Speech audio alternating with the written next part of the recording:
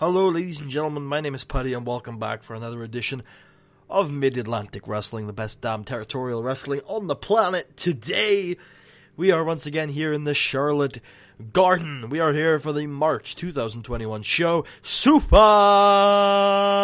Showdown. In our main event of the evening, the Ring Generals, Marvelous Marv Stadler and Deadly Dean Waldorf, once again do battle with the team of Acid and Stuntman, the Mid-Atlantic Tag Team Champions. The Devil May Care for their Tag Team Championships. Also, much jostling for company position going on this card. We have the former number one contender to the Mid-Atlantic Wrestling Championship, El Mitico Jr., taking on the architect of your destruction, Dewie Archer, in our semi-main event of the evening. And to open up the show, we have once again another star-studded tag team match with Team Progress compatriots and a star-studded gold-covered team of the world's heavyweight champion, George Wolf, teaming up with the Mid-Atlantic Wrestling Champion, Logan Wolfsbane, to take on Ernest Youngman and American Elemental. Big opening contest for you this evening. Much more to come. Charlotte Garden is packed. Let's get in to the show. We open it up with a fantastic 72B-, great wrestling, good heat. Logan and George defeat American Elemental and Ernest Youngman in 15 minutes when George Wolf defeats American Elemental by pinfall with a spear. Logan Wolfsbane and George Wolf are not a good team. That's always good to see between stablemates.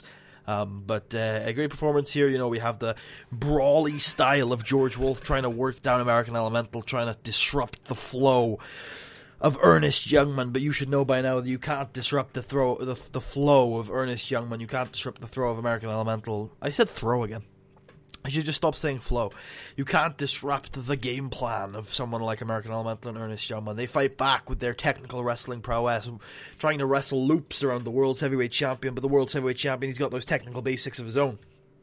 He's got his roots, he's got his training with Sam Keith in the Mid-Atlantic Boot Camp, and he works those technical moves as good as anyone. And as we saw in the last episode, sometimes if you're just bigger, if you're just stronger, you can do a little bit more in the technical field. And we see that a lot more when the Mid-Atlantic Wrestling Champion Logan Wolfsbane is in the match. Because Logan Wolfsbane, when he comes in, he is breaking out of holds, like we said earlier, that some people would have to escape out of. You know, someone like Logan can just break out of them, can use his power to just rip himself out of a nasty hold. And indeed, that level of strength and physical dominance allows the team of Logan Wolfsbane and George Wolf to get an upper hand on a number of occasions in this match. And indeed, Logan Wolfsbane, he's on one of the greatest winning streaks in the history of this company. And I'm not just talking about numbers, I'm talking about people. Because, of course, he's beaten a lot of big names. He's beaten El Mitico Jr., he's beaten Fro Shore, he's beaten Island Boy Apollo, he's beaten American Elemental. The names are a who's who of top acts in Mid-Atlantic Wrestling over the last couple of years. And now he comes here against two of the bigger acts in Mid-Atlantic Wrestling too, American Elemental and Ernest Youngman. He puts on one hell of a performance, using his technical mat wrestling skills to go toe-to-toe with a guy like American Elemental, a guy like Ernest Youngman, who is the wrestling machine and claims to be the best there's ever been. And they're going toe-to-toe, and they're grappling back and forth, constantly jostling for position while the crowd in the Charlotte Garden go wild. And these guys, they feed off that energy, they suck it all in and empower themselves with that energy, and you're in the Charlotte Garden, but in the end, Logan Wolfsbane just has too much physical power. And ends up breaking through the tag team of American Elemental and Ernest Youngman, really disrupting their flow and allowing George Wolf to get in there with his brutal, his vicious, his knockout maneuver. The spear that has won him a world championship and 2 Ripcord Invitational Championship trophies. I think I just skipped a match. Wait. Yep, I just skipped a match. We'll go back to that at the end of the show, I suppose. As James Diaz defeats Kid San Juan with an Asian thumb spike. James Diaz brutally using his physical, brawly, Japanese style to really go to war with Kid San Juan, and tries to use his flashiness, his high-flying ability. Of course, Kid San Juan, as we've found out in the past, was a member of a project, a bet, as it were, with his childhood friends. They started a backyard fed, and they had a bet to see who could get signed with a major company first, and that man was Kid San Juan. he showed that he's not just a spot monkey when he got signed to Freedom Caribbean Wrestling and he awed crowds with his flashy, high-flying wrestling. He was a Puerto Rican wrestling prodigy. And that's exactly what he shows tonight as he tries to put James Diaz off balance. He tries to hit him with those high-flying maneuvers. He tries to hit him with that high-octane adrenaline rush style that he is known for. But James Diaz is too powerful. He's too aggressive. He's too physically imposing to get taken down by the devil-may-care attitude of Kid San Juan. No, James Diaz uses that aggression, uses that brutality to stop Kid San Juan and work him down, brutalize Kid San Juan, and in the end picks up that victory with the Asian thumb spike. And Cowboy Brad Blaze returns after his defeat at the hands of Scythe last week to defeat the Mean Machine with a Dallas drop. Cowboy Brad Blaze with a very, very impressive victory against the Mean Machine. You know, both lads, they like to brawl, they like to use their fists. The Mean Machine comes out of the gates with his traditional brawling style, hitting with the lefts and the rights that are really good at getting people off their feet. You know, channeling the brawling prowess of his previous incarnation, channeling that ability to really take it to someone and really put them off their guard. But Cowboy Brad Blaze is able to take those strikes, he's able to block them and hit back with punches of his own. And it's not this professional boxing match by any means, it's a fist fight. And Cowboy Brad Blaze has the passion, has the heart, and has the ability to win that fist fight with his Dallas drop. And he gets on the microphone after the match and says, "My name is Cowboy Brad Blaze, and you might have seen me before, but you might not know exactly who I am. See, I'm a professional cowboy, and I've been wrestling now for almost 8 years. And there's two things I'm sure of. There's two things I'm sure of, and those two things are that I'm the best damn fist fighter this side of the Mississippi River. And two, cowboys make the greatest professional wrestlers. I know because my best friend, Cowboy Buck Winchester, is one of the greatest professional wrestlers I know, and now I'm here to prove to the rest of you that cowboys are just as good at professional wrestling as they are cowboying. So tonight, I got to show you guys the prowess and the style of Cowboy Brad Blaze. And I'm hoping you get to see more of that in the future because I'm a damn good fist fighter. I've had to fight in bars all my life, and it's given me that chip on my shoulder, but you know what? It's that pain that I endured that is going to get me to the top.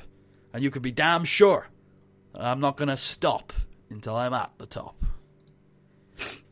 Davis Wayne Newton continues to have a little bit of a hard luck blues as he goes up against Scythe, but Scythe is, of course, on his rampage, on a monstrous winning streak since returning to professional wrestling late last year. Uses that vicious, vindictive streak, that pain-inflicting desire, that almost psychopathic, is that the right word? I don't know. Psychopathic, destructive mentality, hitting the ropes, destroying Davis Wayne Newton with big lariats and big kicks, really trying to punish the young Canadian. But Davis Wayne, he's got that high-flying, high-octane desire to keep getting up and keep trying to put sequences together. And we've seen in the past that if you work fast enough against Scythe, you will find your opportunity. You will find your weaknesses. We saw it against American Elemental. We saw it against Mitico Jr. that Scythe has a weakness. And he has a number of weaknesses, but one of them is a fast-paced wrestling attitude. But tonight, Davis Wayne Newton was unable to tap into that weakness. He was unable to exploit that weakness of Scythe's, and in the end, Scythe manages to put him down with an underworld spike. So we move into our semi-main event of the evening. Dewie Archer is defeated by Mitico Jr. by pinfall with a Northern Lights suplex. Just a wonderful, good wrestling, decent reaction, technical exhibition from these two. Dewie Archer and Mitico Jr. both work a very fast technical style. Dewie Archer working the charismatic Ernest Youngman style, really. A lot of Dewie Archer's style is pulled from Ernest Youngman. Of course, his revolution as a technical wrestler came due to their rivalry and their feud back in I think it was 2018, 19, something like that.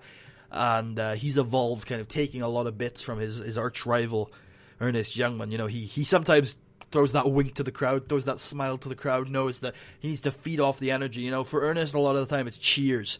and it's encouragement, but for Dewie a lot of the time it's hatred and booze, but he can feed off of booze. He doesn't care. He's willing to feed off of those emotions, those crowd emotions, and he's willing to pull them in and empower him just as much as Ernest gets that high off the crowd. Dewie gets it off of a negative reaction, and he's willing to keep going and keep fighting. But El Mitico Jr.'s got that traditional grappling style, that Mexican-based style that we've talked about before, where he likes to keep his feet grounded on the mat and really control the body weight of an opponent, but still fluidly move between holds.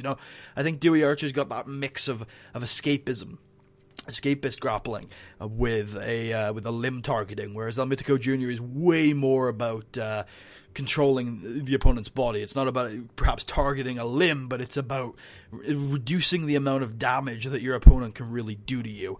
And indeed, El Mitico Jr. is able to really diffuse any targeting that Dewie Archer wants to do in this match, and able to really control the engagement a lot of the time, control the pace, and really make this an El Mitico Jr. match.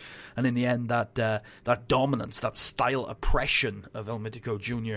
indeed pays off, as he's able to put his sequences together. He's able to inflict the pain that he needs to inflict towards the end of the match, and hit Dewie Archer with a beautiful Northern Lights suplex to pick up the victory with a 64C. After the match, El Mitico Jr. says, "Logan Wolfsbane, you think you're a stronger warrior than me? You think that I can't win the big one? Well, in a lot of ways you proved yourself right last month. You beat me, and I'll admit you were the better man. It wasn't really that close, I got to admit. But you know what? One result doesn't define a man. I get you haven't had a bad one yet, but it will come. Nobody remains undefeated for their entire career. It doesn't happen. And when that defeat comes, you want to wrap your entire identity, your desire behind the fact that you've never been beaten. You want to wrap all your self-esteem in that one fact. Well, it's going to break. And when it breaks, you're going to have to do a lot of soul searching. And you're going to have to come up with an answer as to what really defines you. Because what you're defining yourself as right now is temporary. What defines me is permanent. I'm a guerrero. I have the fire and the heart and the legacy to keep fighting. And you think one defeat is going to get me down? Well, you're wrong, essay. You see, I'm going to keep fighting. I'm going to keep working hard because it's in my blood. It's on my veins. You want to cut me open? I'll bleed wrestling. I bleed Mid-Atlantic wrestling. And I will keep fighting, and I will keep moving forward. Because that's who I am, and that's what I do. I'm a warrior. I was born that way, and I've worked every day of my life to make sure I stay that way. We're not that different, you and I. But I tell you what, if I don't have way more experience and a lot more fight. El Mitico Jr.'s defeat seems to only have hyped him up and made him even more hungry for that top prize. Speaking of a top prize, it is now time for our main event of the evening. It could be the final chance for the Ring Generals to pick up a victory in the tag team division. Because, of course, this match has happened a lot. The Ring Generals taking on Devil May Care for the tag championships. We've had this match at least 4 or 5 times already over the past couple of years. This could be the final opportunity for the Ring Generals to pick up that tag team gold. And in a 70C+, Devil May Care make defense number 2 of their tag team titles by defeating the Ring Generals in 19 minutes and 53 seconds when Acid defeats Marv Stadler by pinfall with a jump of the shark. Of course, this was Tornado Tag Rules. All the men were in at the very same time, and it was just hectic and chaotic. The two men, the Devil May Care guys, were just throwing their bodies on the line. And of course, I think Tornado Tag really fit to the style and the philosophy of Devil May Care. They are very reckless, and they thrive on this chaos. You could even call them Team Chaos if you were so inclined. They thrive on the chaos, and they're able to take these wind streams, these streams of chaotic energy, and they're able to pull from them and really dive into a match like this and really if for 1 second Dean Waldorf takes his eyes off the action, Devil May Care are just going to double team Marv Stadler with brutal, vicious, high-risk maneuvers and really start to inflict the pain, and that starts to add up throughout a 20-minute match when you're having these little opportunities where Devil May Care are able to inflict a maximum damage. And indeed, it does start to add up, and the Ring Generals actually seem a little out of it for the entire match. It really does feel like the Ring Generals have come into a match specifically designed for the chaotic energies and the chaotic desires of Devil May Care, and indeed Devil May Care pretty handily and easily pick up the victory with a jump the shark. Well, that's the show, ladies and gentlemen. I hope you guys enjoyed. If you do, please remember to leave a thumbs up. check out the rest of the series. Subscribe if you haven't already. If you're feeling especially generous, there's a link to my Patreon in the description. If you want to hear me ramble, there's a link to my Twitter in the description. Yeah, that was this show. That was Super Showdown. I think we have Americana up next. And that show is going to have a heavyweight championship of the world match if nothing changes. Going to have a guest. Jackpot Jordan is going to have his rematch. He had a match in Coastal Zone for the World Championship, and George Wolf won. But Jackpot Jordan claims that he was hurt going into that match, so he's going to come back next episode in the main event of Americana, so long as nothing changes in the meantime, and we'll have George Wolf defending his heavyweight championship of the world against CCCW's Jackpot Jordan. Hope you guys will join me then, and have a nice day, lads and ladettes.